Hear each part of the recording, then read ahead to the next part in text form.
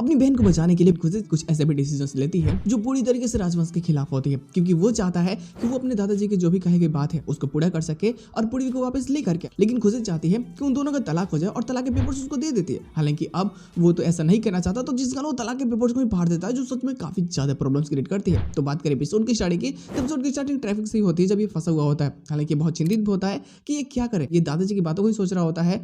और एक बार तो फोन भी आ जाता है कि तुम जल्दी से आ जाओ, क्योंकि जो भी पग फेरे की रस्म होने वाली है उसको फिर से कंटिन्यू करना है। लेकिन ये सोच रहा होता है कि आखिर खुशी मुझे बार बार क्यों परेशान कर रही है। खुशी इसको वापस से फोन करती है कि तुम मिल क्यों नहीं रहे हो, मैं आ रही हूँ तुम्हारे पास में। ये बहुत ज्यादा डर चुका होता है, इसके पास में कोई दूसरा ऑप्शन नहीं होता। इधर में जो खुशी की बहन को देखने के लिए लड़के वाले आए होते हैं, तो यहाँ पे जो सब कुछ अच्छे से चल रहा होता है, तभी पता चलता है कि ये शादी तो ऑलरेडी भाई बच्चों ने फाइनल कर रखी थी। इन दोनों को प्यार बहुत पहले से था।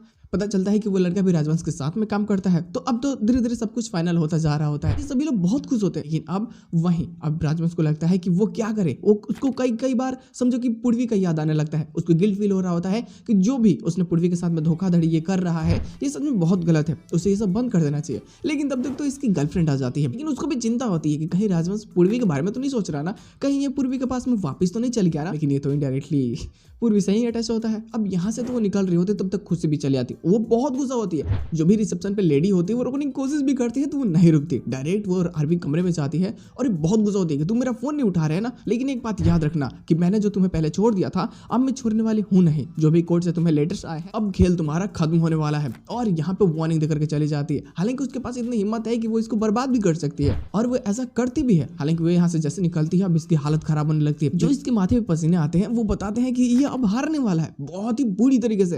हालांकि इसके साथ एपिसोड की एंडिंग कर दी जाती है, बट जो इसका पोस्ट कार्ड सीन होता है ना, ये मजेदार होता है। ये राजवंश को कई बार बुलाती है कि तुम मेरे पास में आओ, मैं तुमको कुछ पेपर्स देने वाला हूँ, तुम उस पर साइन कर दो। लेकिन वो इसकी बात को नहीं मानता, तो ये आखिरकार उसके पास पहुंचती है और अपनी बहन से इसकी तलाक के पेपर्स जो भी होते हैं वो इसको देती है। बोलते हैं कि जल्दी से इस पर साइन करो, क्योंकि मैं नहीं चाहती कि आगे और मेरी बहन के साथ में धोखा हो। क्योंकि जब घर गया होता है उसको छोड़ने के लिए, तब खुशी ने भी उसको देखा होता है। अब यहाँ पे वो बोलता है कि ठीक है, पेपर तो लेता नहीं, बट बलाबस्ती को पकड़ा देती है।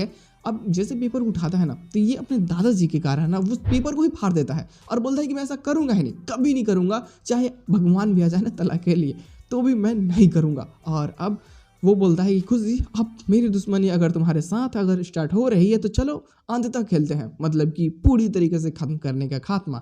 सच में काफ़ी कॉम्प्लिकेटेड है और मज़ेदार भी, तो बवाल तो होगा। जो भी चीज़ें होगी बेहतरीन होगी। उम्मीद है कि आने वाले एपिसोड थोड़े से और अच्छे हो सकते हैं।